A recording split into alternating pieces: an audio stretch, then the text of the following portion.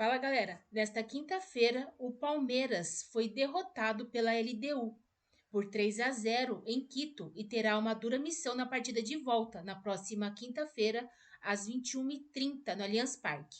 Para ao menos levar para os pênaltis, a equipe comandada por Abel Ferreira precisará vencer por 3 gols de diferença. Vamos acompanhar aí a turma do Linha de Passe analisando este jogo entre LDU e Palmeiras. Terminou em Quito. LDU 3, Palmeiras 0. Vou repetir. LDU 3, Palmeiras 0. É a maior derrota da era Abel Ferreira em jogos de Libertadores da América, hein? O Palmeiras vai precisar escalar um Everest que o Palmeiras jamais precisou na era Abel Ferreira em Libertadores da América. Já esteve em desvantagem em alguns momentos, mas um 3-0, 3 gols de diferença. Por essa, o Palmeiras ainda não tinha passado e vai precisar vencer a LDU por 3 ou 4, 3 para os pênaltis ou 4 em casa na semana que vem, para poder chegar à final e manter vivo o sonho do 4º título de Libertadores, hein? A gente vai tentar explicar o que aconteceu em Quito, hein? Com o Pedro Ivo Almeida, com o André Kifuri, com o Vitor Birner e Jean Oddi. Ó, que trabalho do Thiago, hein? Que trabalho do Thiago Nunes à frente da LDU. Jean Oddi, o que aconteceu? Explica aí, porque a pergunta na redação é, mas o que está acontecendo? Um, dois, três, mas que isso? Tudo bem, Jean? Tudo bem, William? Boa noite para você, boa noite para os companheiros. É difícil explicar, evidentemente, acho que é um resultado muito surpreendente, né? Pelo que a gente tinha visto da LDU na Libertadores, ainda que eliminando o São Paulo e o Botafogo, pelo que a gente vinha vendo do Palmeiras, e acho que, enfim, o jogo contra o Flamengo é um jogo contra o Flamengo no Rio de Janeiro, vinha de uma derrota, mas era um Palmeiras que vinha sempre jogando muito bem, então é um resultado, mas mais do que um resultado, é um jogo e uma atuação do Palmeiras difícil de explicar. Porque a tendência sempre nesses casos é você levar a explicação partindo para a altitude, né? Usando a altitude como argumento.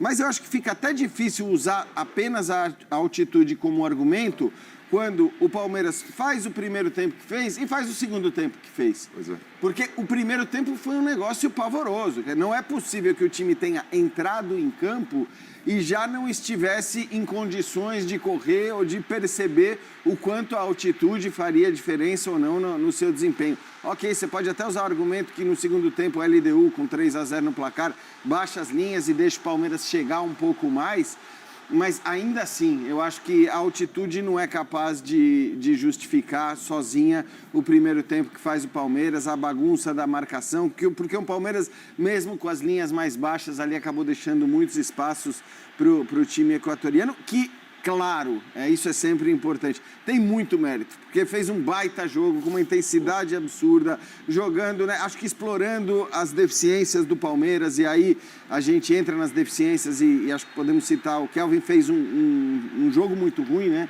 ali uma marcação muito frágil do lado direito, e se era para jogar sem atacar com os laterais no primeiro tempo, nem sei se fazia realmente sentido entrar com o Kelvin por ali, depois o Abel muda isso, né? Tira também o Veiga, muda o time para o segundo tempo, o Palmeiras dá uma melhorada, mas aí também mesmo quando dá uma melhorada, acho que jogadores que têm rendido em alto nível tecnicamente, hoje não conseguiram render, né? Acho que o caso do Flaco, principalmente, que teve ali algumas oportunidades, né? O próprio Vitor Roque perdendo esse gol, mas brigou bastante o Vitor Roque. Brigou. Ele sempre tem empenho. Eu acho que o Flaco foi mais abaixo do que ele tem jogado.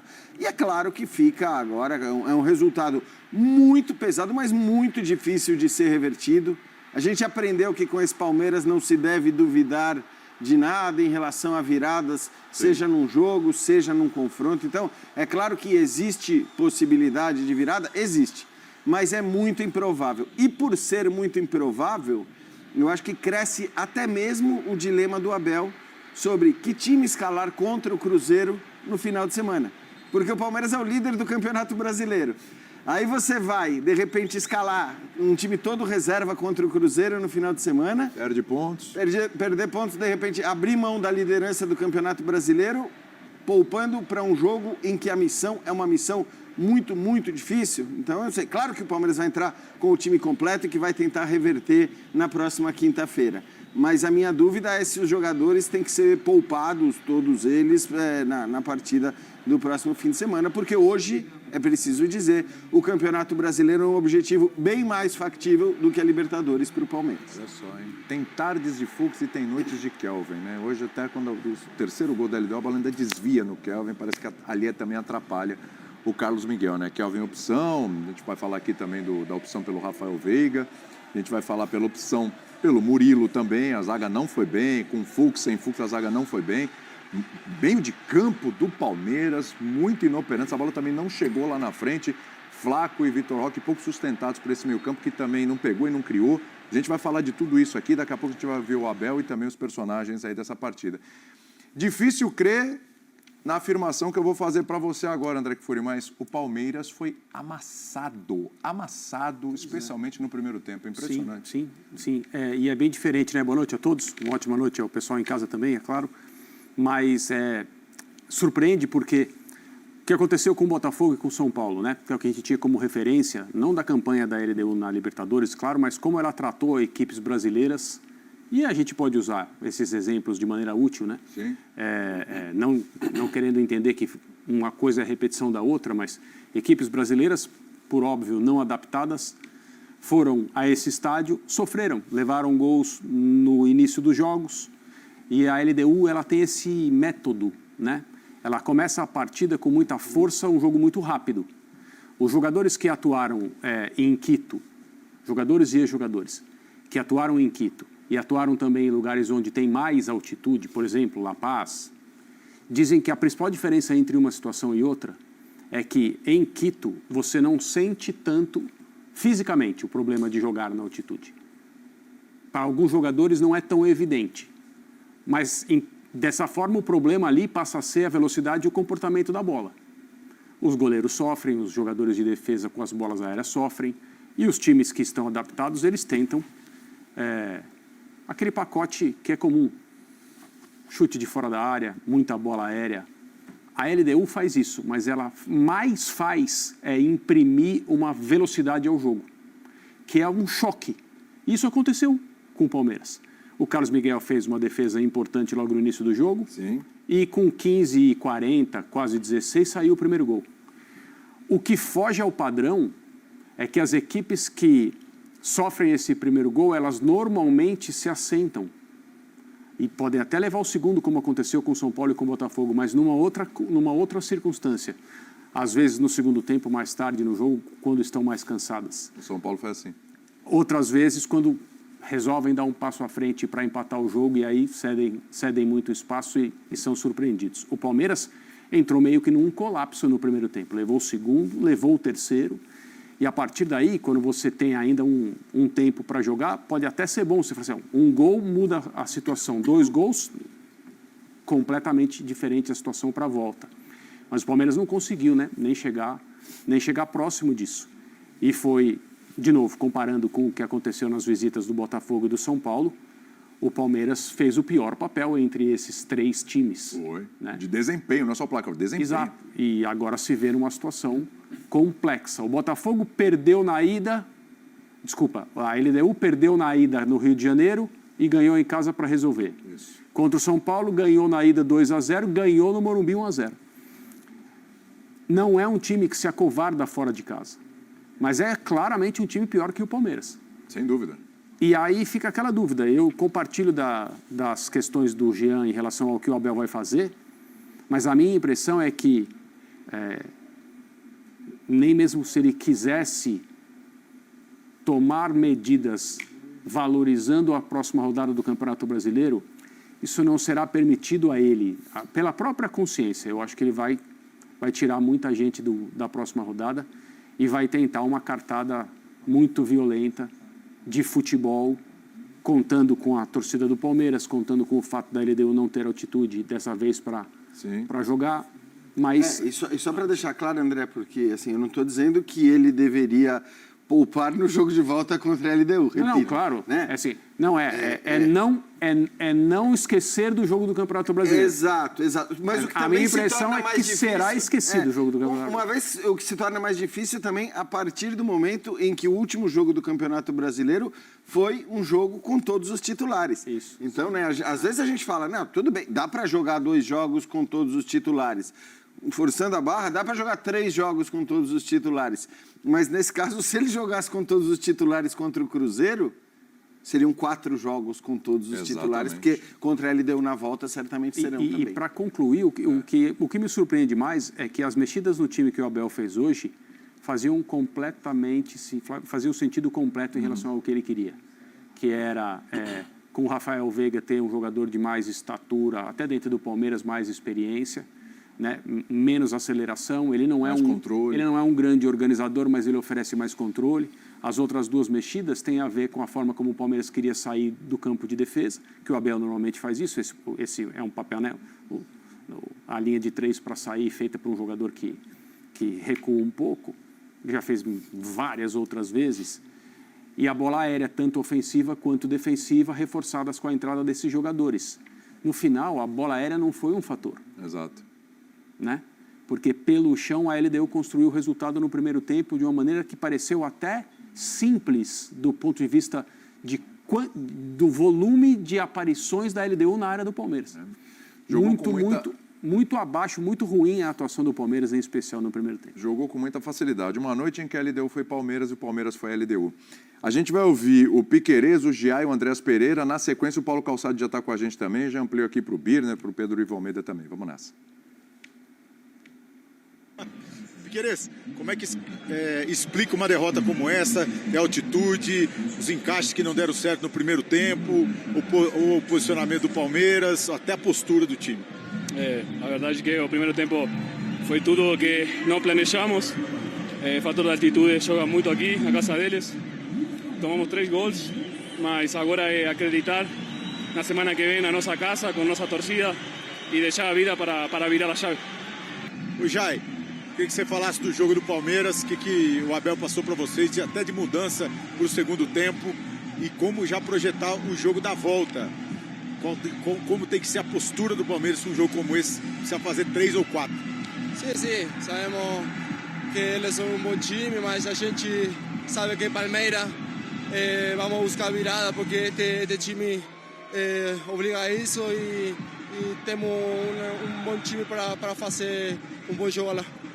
Tudo bem, Andrés? Já vou fazer 3 numa só. Primeiro, queria que você falasse do seu lance aí do pênalti. Você fez sinal que a bola até bateu no braço. Eu acho que o juiz foi rigoroso. Como é que explica uma derrota como essa? Tem influência da altitude, posicionamento do time, até a postura da equipe. E como é que você acha? O que tem que ser diferente no Allianz Parque? Eu acho que a gente sofreu os 3 gols muito rápido. Sobre o meu lance ali, foi um lance... a bola estava muito perto de mim. Eu tentei recolher o braço o máximo possível. Mas é isso, a gente sabe que tem que fazer um jogo perfeito, a gente vai analisar, vamos ver os vídeos que a gente fez de errado para fazer um jogo perfeito com muita humildade e a gente sabe que nada é impossível no futebol. A altitude atrapalhou?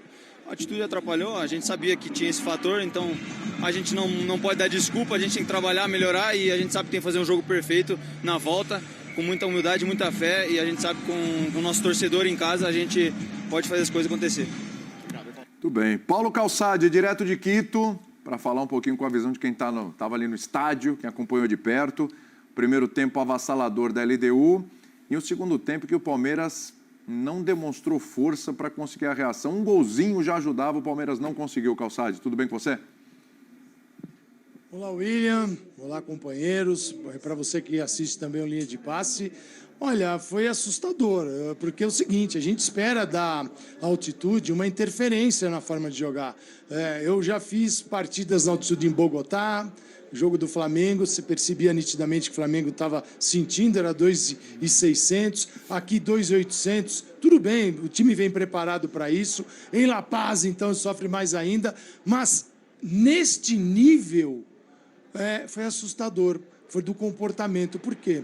Foi uma LDU, principalmente na primeira etapa, quando construiu o placar, de 70% de posse de bola, uma posse de bola muito ativa, muito bem trabalhada. Não foi uma posse que nada realizava e criava, foi uma posse que gerou várias situações de perigo. Palmeiras não conseguia recuperar a bola, Palmeiras ficou acuado, e quando começa a tomar os gols, o que faz é do instinto do jogador, é dar um passo atrás e entrar na área para defender o gol. E o Palmeiras todo entrou na área, tanto que na cobrança, no chute do pênalti, o que aconteceu? Está todo mundo dentro da área, né? E um vazio na entrada por uma jogada ensaiada, numa cobrança de escanteio, que o jogador fica livre e finaliza. Então foi um Palmeiras que, sim, chamou muita atenção isso. E tem um outro ponto, e aí, quando sair da altitude, for jogar no Allianz, isso não pode acontecer. O jogo físico da LDU foi de uma imposição quase que total. Físico, total. Passou até do limite, que o Brian Ramírez foi expulso de tanta pancada que ele deu, porque ele cavou a expulsão dele ao longo da partida. Imagina, o cara está com 3-0, 50 minutos, e ele dá a entrada que deu no tornozelo do Giai, depois de ter dado um soco, que o árbitro fez que não viu. Então, foi uma imposição total. E aí que chama atenção. O Palmeiras, se você perde as divididas, você vai ganhar de quem?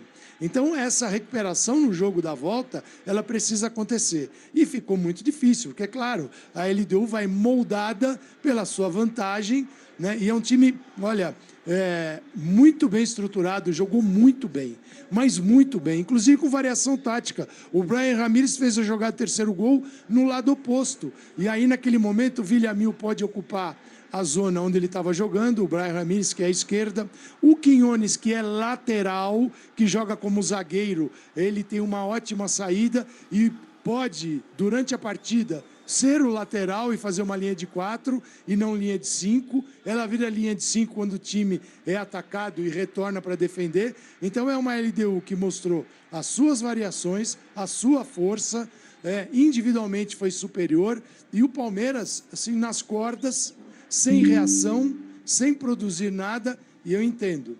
Eu acho que sou um dos caras que mais fala nisso. Eu entendo que a altitude atrapalha, mas neste nível que eu vi aqui me assustou, porque não é normal do Palmeiras. Desorganizado, e eu entendo que o Abel não foi bem nas mudanças, não. Havia um vazio no meio de campo, o Andrés Pereira eliminando o Martínez para marcar 3, às vezes 4 jogadores. Então, assim, em termos de superioridade numérica, a LDU levava vantagem por ali, e as mudanças vieram e permitiram que isso acontecesse durante o tempo todo. Eu fiquei assustado com o que vi aqui hoje. Ô, Vitor Berner, boa noite para você. 4-0 na volta é difícil, é quase impossível ou é um milagre? Bom, primeiro boa noite a você, William, Calçade, Jean, André, Pedro, boa noite aos fãs do esporte. Não, é bem difícil, mas não é um milagre. Eu acho que o jogo fora da altitude é um jogo totalmente diferente. Eu concordo que não foi altitude, porque o Palmeiras, ele mesmo na altitude, ele é um time organizado. Hoje o Palmeiras foi um dos times mais bagunçados que eu vi na Libertadores em mata-mata em muito tempo. Não só comparando ao próprio Palmeiras, a outros também, no geral. E o Palmeiras, eu repito, é um time muito organizado, costuma ser organizado, até quando jogava mal no primeiro semestre e conseguia bons resultados, era organizado e pouco criativo. Hoje foi uma catástrofe. O meio campo não pegou absolutamente nada. Eu acho que o Kelvin jogou mal, mas eu não vou colocar o Kelvin como responsável. Eu acho que o campo não marcou absolutamente nada, estourava tudo, principalmente no primeiro tempo, do lado direito da defesa palmeirense. Ele deu show com muita facilidade pelo lado esquerdo. Esse meio campo também, quando ele quis atacar pelo outro lado, também não conseguiu marcar. E, na hora de construir jogo para fazer associação e usar o grande momento de Flaco Lopes e Vitor Roque, o meio campo também não construiu. E um time do Abel Ferreira tão mal treinado é muito estranho, porque, na verdade, o time não é mal treinado. Só que hoje, o time parecia o time mais mal treinado do país. Porque parecia uma bagunça. Eu nunca vi, não tinha nenhuma conexão entre os jogadores no primeiro tempo. No segundo tempo, o Palmeiras caiu de rendimento. Né? Então não dá para dizer que os erros de posicionamento têm a ver com a altitude. Podem ter muito mais a ver com o Thiago Nunes, que no confronto de ideias de jogo deu um vareio no Abel. Um vareio como o Abel não toma há muito tempo. há muito tempo. Não à toa o Abel sofreu a sua maior derrota na Libertadores.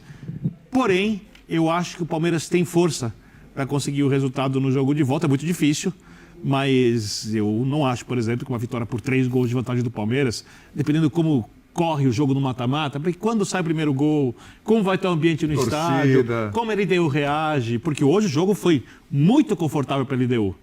Como a LDU vai reagir num jogo desconfortável, então tem vários detalhes que no jogo cardíaco, como o jogo de mata-mata, pesam muito, então, sim, difícil é, resolvido não está. Se fosse outra equipe, talvez eu dissesse que estava... Aliás, eu vou dizer, qualquer equipe que não fosse Palmeiras ou Flamengo, eu diria que está resolvido. Sim. Essas duas, eu prefiro esperar o jogo de volta para ter certeza. Tudo bem. Qual foi o ponto mais frágil do Palmeiras hoje, Pedro? Tudo bem, tiveram vários, hein? Tudo bem, William? Abraço a você, Calçade lá em Quito, André, Jean, Vitor, fã do esporte. Acho que o ponto mais frágil, eu acho que é comportamento. Porque é bom que a gente senta aqui, e nenhum dos companheiros eu já imaginava, ninguém fica nessa de altitude, porque o André fala impactou um pouco. Porque a gente consegue passear pelos jogos e deixar a altitude de lado, porque é sempre o mesmo papo. E você vê que ele não fala da altitude. Exato. Até que ele fala assim, atrapalhou, ponto. É Bogotá, é La Paz, é Alto, Quito e tudo mais. Só que quando você olha para um Palmeiras, e aí tem um ponto que o Birner pega, que até fiquei atento à fala, do trabalho do Thiago. Eu nem acho que foi exatamente uma apresentação do Thiago Nunes que ele virou e falou, caramba, ele entrou em campo, surpreendeu, deu um baile no Abel. Para mim, a LDU ela fez hoje o que ela tem costume de fazer. A intensidade acima do padrão em início de jogo é sempre algo corriqueiro. É muita intensidade, tentar acelerar enquanto o time que não é, sabe, habitué ali, está acostumado, está se assentando em campo, é chute de fora, é velocidade, é inversão, é muita movimentação, é jogo pelo lado. Isso tudo a LDU sempre faz.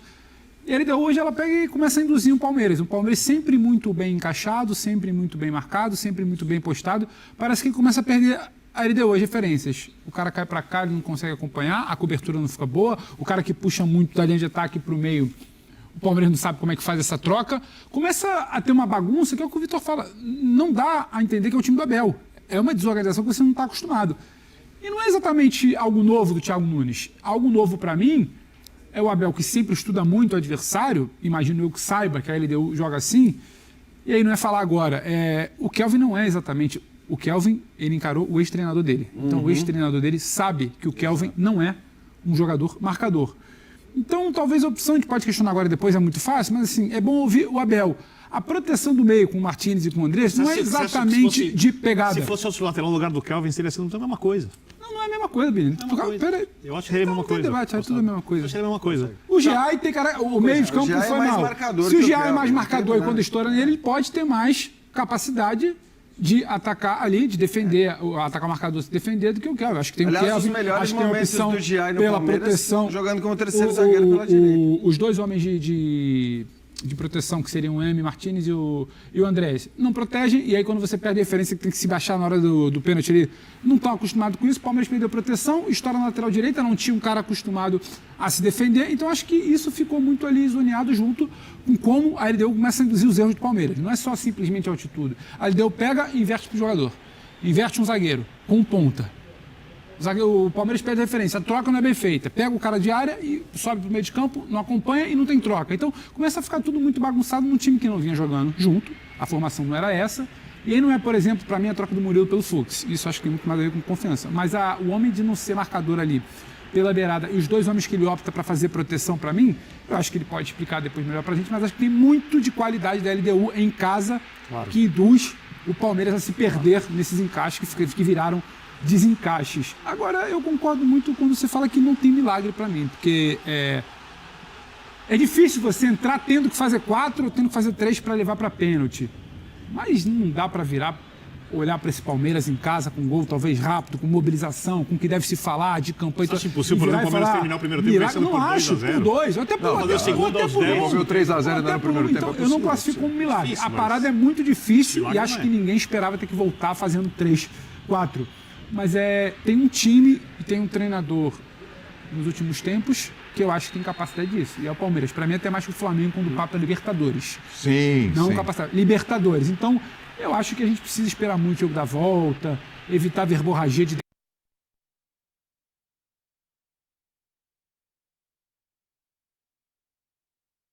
mas para mim tem muito de trabalho da LDU, o que o Palmeiras não imaginou de encaixar.